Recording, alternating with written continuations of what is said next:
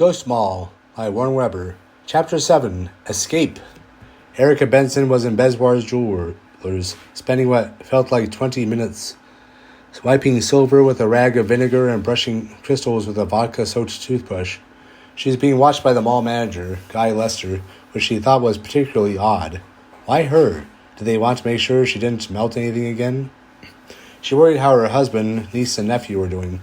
She had thought about how much she loved them, how much she would miss her loved ones on the outside, like her newly wed daughter. Erica thought about how mad she was at these ghost aliens. She looked at Lester and hoped he couldn't read her mind. He kept staring at her with that same placid salesman look. It made her near nerve-wracked, despite the quiet, soft-lighted, heaven-like atmosphere of the store. If Mr. Lester was a real normal man, Erica would get on his case for creepily eyeballing her. But she knew if she made him upset, he would become a bull in this china shop. Erica silently chuckled to herself at her joke. "What do you find so funny?" Lester asked. "Nothing," Erica politely answered. Her anger made her feel a bit jealous of her nephew, Anwar. He said he accidentally burned or injured that ghost with salt. Maiming them was tempting, but escaping was much more satisfying. A strange phenomenon of salt here reminded her again of water on that table. Could water do that to other things here? Maybe that sealed-off entrance. Could water hurt the ghosts? She really hoped Guy Lester couldn't read her thoughts now. Lester at that moment interrupted her thought, which made her more nervous considering what she thought about. "Don't be afraid to open up to me, Mrs. Benson, Erica. You might think us cruel for keeping you all here, but to us you seem to need more fun." Isn't it the other way around, Erica thought? You want to have fun with us. But of course she couldn't say that, despite how strongly he earlier put it. "You don't seem to be very playful with your husband. Is he usually so serious and not so fun? I can be fun, and more powerful ways to offer you fun. Enjoyment." Guy Lester stepped closer. Erica kept her eyes on the crystal she brushed. She recognized that tone a mile away. For all his powers, Guy doesn't do smooth talk that well. He continued, "I thought you'd enjoy it better in here, after that dusty mess in the computer jungle," he chuckled. "In here, it's crisp, clean, tranquil, bright, friendly lights, sparkling gems all around. But you be the best showcase of that lovely sparkle," he added in a lower tone. Out in the corridor, Erica could faintly hear Highway A101's Walkin' Talkin' song, an ironic twang to goose her humor right now. Lester stepped closer, and Erica felt a growing heat from him. Despite his tender smile, she felt more disturbed by him. He gently waved his hand, and it felt like some kind of invisible beam pushed her face up, looking square in his eyes. She so wished she was back in that dust. Jack was a huggable sweetheart compared to this wrong dream in a nice suit and face. "You know, the light refracted by jewels in here, and the colors of gold, silver, rubies, and such, cast such a perfect light on your sheer beauty, Erica. You belong in here." Erica Benson kept her eyes courageously locked on him, and face calm and uncharmed. Lester was close enough that she could feel his breath, which was unusually hot. It was coming off like a dragon. Beswar jewelry is quiet, a quiet nightmare. "I have no salt here. Curses, I have no salt." She had this bottle of vodka next to her. Vodka has water in it, doesn't it? Can alcohol hurt these creatures? You're gonna be a mighty bull? Try it. This cowgirl might rope you down. But Erica couldn't win this fight at the moment. Glenn would stop being on the grade in his grief if Erica died here. She needed to live to be with him again. She loved him too much. Mrs. Benson was about to ask us to step outside for a break when Tessa appeared at the door. "Tessa," her niece politely asked Mr. Lester if her aunt could have a break.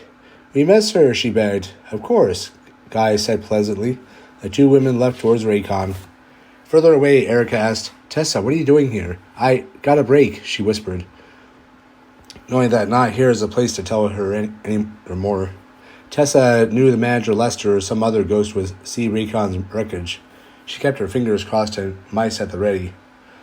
While sitting in the moonlight and waiting for Tessa, and hopefully Erica, Glenn told his nephew, "I want you to know that I'm very proud of you, Anwar. You've shown real leadership skills, creativity, and courage. You said you're looking for a job at home. I hope you keep those qualities in mind when you apply. Anwar felt a lot better at that moment than he thought he would this whole week. He felt so bright, despite the dark around him. He turned his face from the moonlight at that moment until his big grin could settle down. Thanks, Anwar struggled to say, heart beating. I'll remember that. But he reached out a hand to give his uncle a one-armed hug. Glenn squeezed back. When Raycon came into sight, Erica was absolutely flabbergasted at the dark ruin. It was like some silent bomb detonated, without shaking the whole mall for this destruction. Anwar was working there. He got out, right? Erica panicked. Oh, he's fine. I'm so sorry, Aunt Erica, but I can't tell you anything out here. Both Anwar and Uncle Glenn are inside, safe and sound.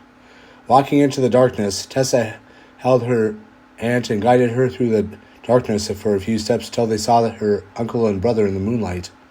They came in sight, and Erica ran into her husband's arms, kissing him gratefully. She then looked to her nephew and hugged him tight, kissing his face and thankful he wasn't blasted. What on earth happened? She demanded. Erica knew Acadian Mall was the most amazing place, but this felt different. This area felt like a reality somehow, as before they entered the grounds. Despite this reality being obviously more drab, it was all the more wonderful because that uneasy vibe was absent here. They quickly explained everything that happened while she was in Besward. Now that I faced down that vindictive, ridiculous school, any troubling, snobbish colleague I may have now won't be so scary, said Tessa when telling her story. Anwar, though, was embarrassed to mention this silk briefs. He even wondered if needing to mention it. Erica was amazed, nonetheless, of all that happened and excited about the prospect of leaving. He asked if anything happened in Erica's store, and she, with a small bitterness, said nothing happened. But Glenn recognized that particular tone. Creepy men bothered her before she had that signature tone. He gave his wife a knowing look. She knew that look, too. Guy Lester was supervising me, Erica noted. And to Glenn, to point out to him who exactly was creeping. That, along with the exciting escape, Erica declared in his eyes, we need to get out of here. While preparing and storing the mice for ready use, Anwar asked everyone, I know we shouldn't upset these aliens, but how come we don't at least ask why they think we're so inferior and dumb, and why we're some kind of threat to them, and why all their secrecy about their real selves? Glenn thought about it for a moment, smiled, and chuckled. I'd actually love to debate with them all about that, about who's superior and such, but since they're holding us captive, I'm more interested in gaining our liberty first. Agreed, echoed Erica and Tessa. By the way, Glenn added, we'll have to leave all our purchases behind, even the things we originally wanted. They're likely made of the same ghost stuff anyway, but I'd rather not take any possible vessel of theirs back home. They agreed. Erica consoled. Sometimes we lose some things we need, but we can muddle on and may get them again later. The younger ones smiled, mollified. I was just thinking, said Tessa, the way they hover and fly with a flame gas as their legs, they remind me of Jinn, of the illustrations that cousin Samir showed me once. After a contemplating pause, Glenn said, maybe. But he had a worried look on his face, as though the idea frightened him. We shouldn't wait any longer, said Erica. She was right. They were, as far as the ghosts, Jinn, were concerned, were still on their break. After a few minutes of prepping, they left their apartment cave. Corey Hart's sunglasses at night played before them. The music hopefully was just joking with their covert-like quietness. Their plan, if uninterrupted, was to quietly and innocently walk to the sealed entrance for their purchases to enjoy. Erica carried a small tank full of the mice between Glenn and the wall to obscure them from Lester, then quickly hit the seal with salted mice, just at level with themselves. Then they run to their car as fast as they can, mouse grenading any Jinn ghosts that chase after them. After they pile in, Glenn drives back to the highway at top speed. And don't stop going until they cross into Colorado at least. Well, you should slow to speed limit anyway to avoid getting stopped by police, suggested Anwar. Oh, of course, said Glenn. As they took their first few steps, though, in the middle of the end of both corridors, they heard a shout from the food court. Hey, Glenn, your break is over. It was the kid clerk from If I Only Had a Pizza. But after calling, he finally took notice of the dark stores. His legs turned flame waved his arm down and the music volume lowered. He quickly hovered to his vehicle. His look of silent alarm felt like a death knell in the family's plan. They were about to break free their petrified legs to the entrance when the skinny Jin whistled back to the food court.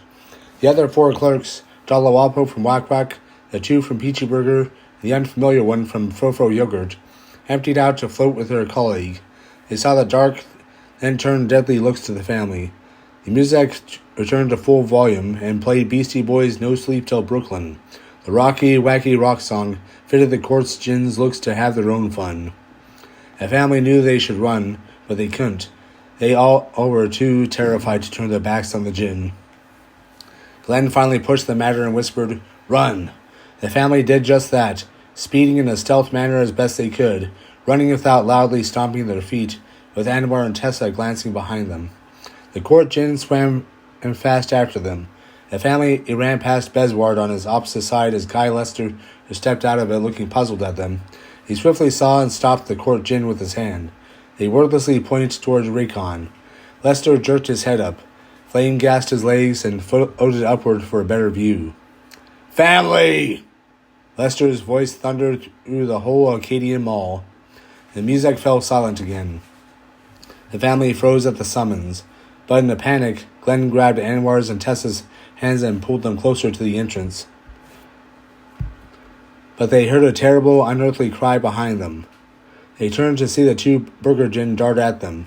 Tessa and Anwar reflexively lobbed a mouse each at them. The 2 Jin screamed and obliterated an orange flash. A distant rumble and faint dimming of light came from the other corridor. Peachy Burger must be gone. The other 3 court Jins started after the family, but manager Guy Lester zipped in between the parties and shouted, "Enough!" The mall remained quiet. And Lester softly appealed to the family. "We could forgive you for this." "No, I think we better leave," answered Erica, just as softly. "Must you?" he countered. "We can still relax ourselves and be very fun, if you behave yourselves." No answer. "Why do you object to us offering you a potential lifetime of fun and comfort?" Glenn answered, "Erica and I are coffee shop owners. It's our duty to offer fun and comfort, but we don't believe in forcing people to." After hearing this, Dalawapo of the Wak Waks screeched and turned into a large, sinister-looking bird, and he and the other 2 remaining court Jin dashed past Lester. Dala specifically eyed the astounded Anwar, who, along with his uncle and aunt, threw a mouse each at the Jin. The Jin were hit, shrieked, and were gone. There were 3 more quiet rumbles. The family could guess all the food court was now gone. Lester hung his head in sadness. He finally raised his hands and said, "I give up." The family's spirits rose. Then Guy Lester boomed, "Assistance!" throughout the store. He smiled, and the Acadian Mall quaked. Missiles of clouds shot from every corner or store around them. All the stores were emptying out their gin. The family instinctively held together and surrounded their mouse grenades. They could only hope they had enough. The music must have thought it was really getting cute now, because at this point, this emptying, it started playing Journey's Any Way You Want It. They must really be having a blast to play this power celebration to party.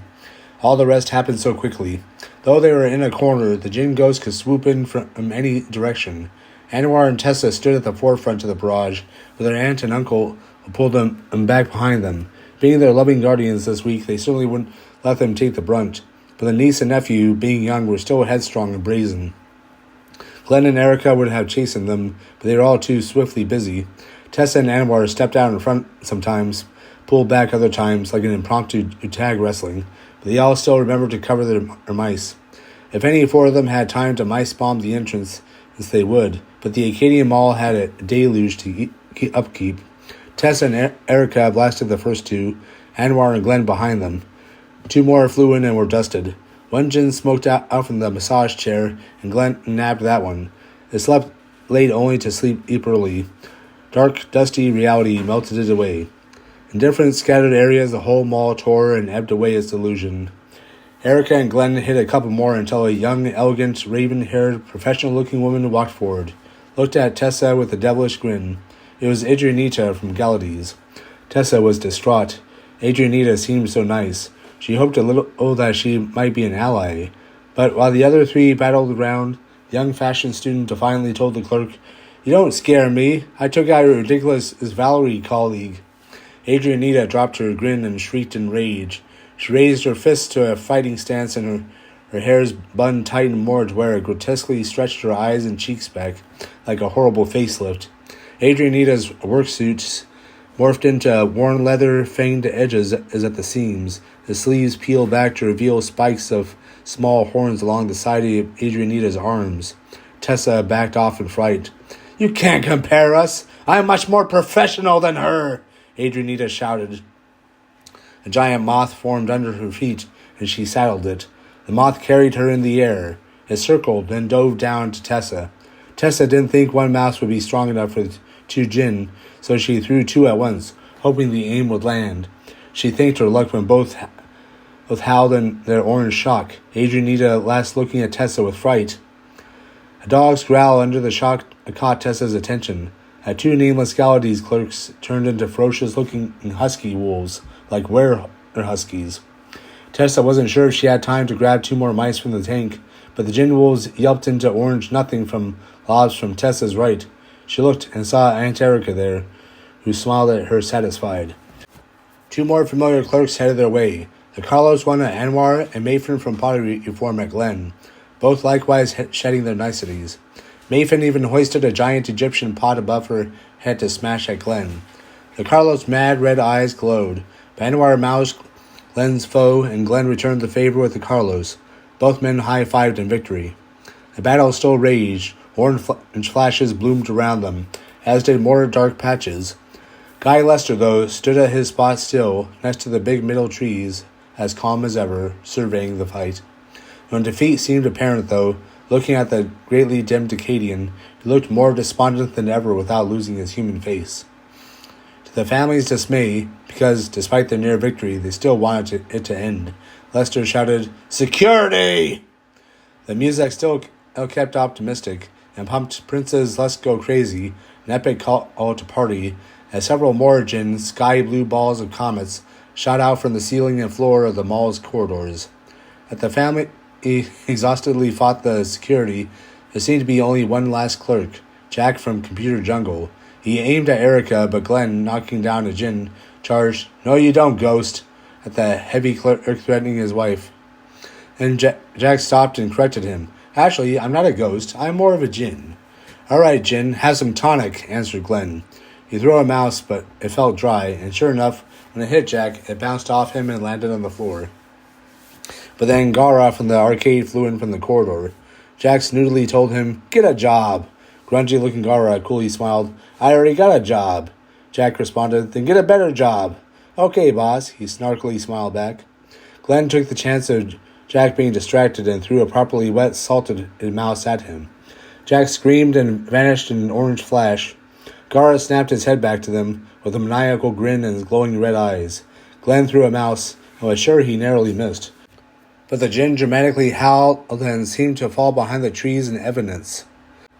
Glenn still wasn't sure if he got him, but if Gara didn't pop up again, he wouldn't worry. The three last security Jinn were vanquished between two translucent Jinn and darted out of ceiling corners. These got dashed at close range as the family hardly had fight left. The music died with the translucent Jinn. They apparently controlled the music. The formerly bright Acadian Mall was all gone, save the corridor that Guy Lester maintained. Anwar and Tessa used a mouse each to blast open the entrance, which blessedly did, showing the car 50 feet off in the moonlight. Lester, unperturbed by the breach, kept his eyes on the family, ready to pounce. Erica covertly searched Glenn's pockets for his keys and handed them to Anwar. "Get the car," she whispered to him. Anwar grabbed his sister's hand and they ran to the car. Glenn and Erica kept a mouse in each hand, poised and ready for Lester. Erica, despite her revulsion for him, tried to make peace of some kind.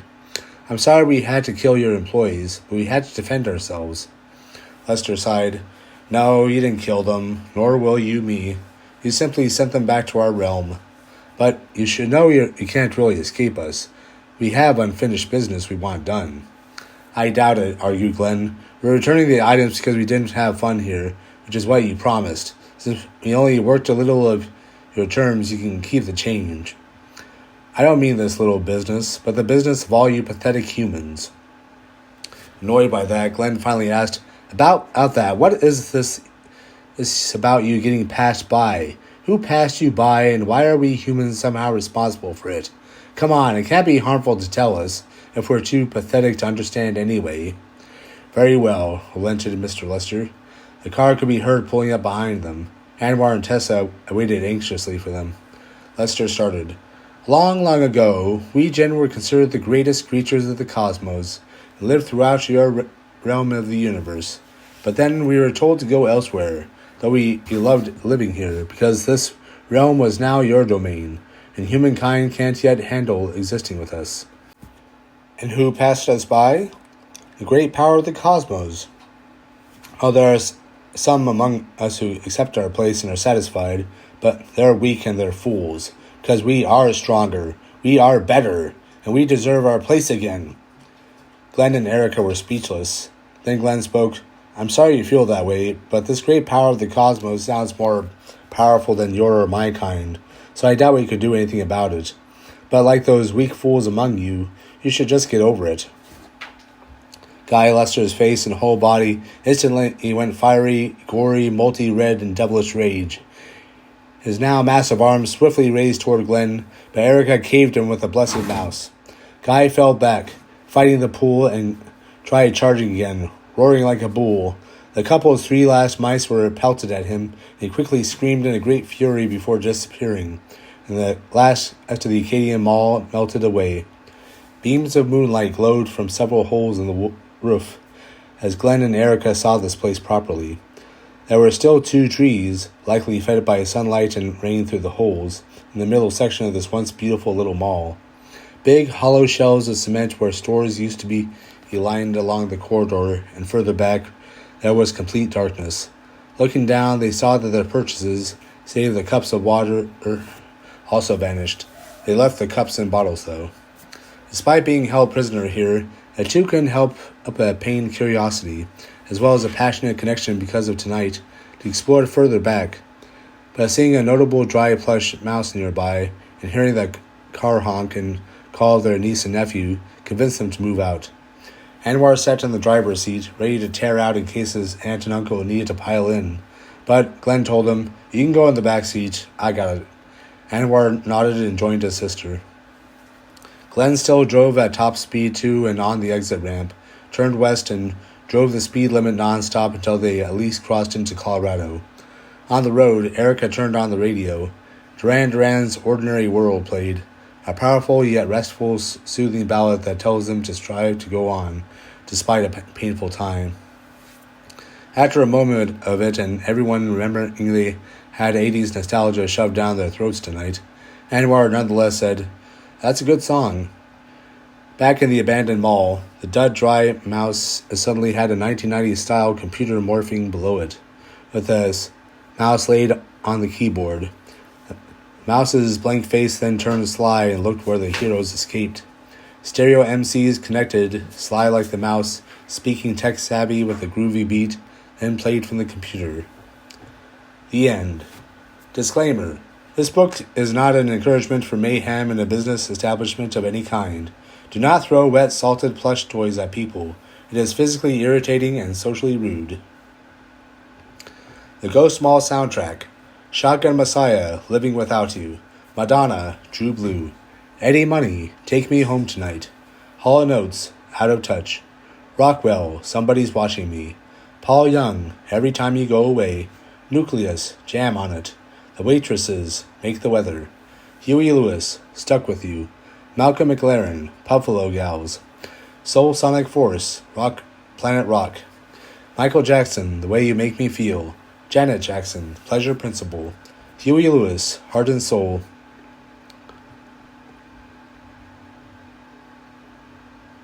Karen White, The Way You Love Me. Superwoman and Tell Me Tomorrow.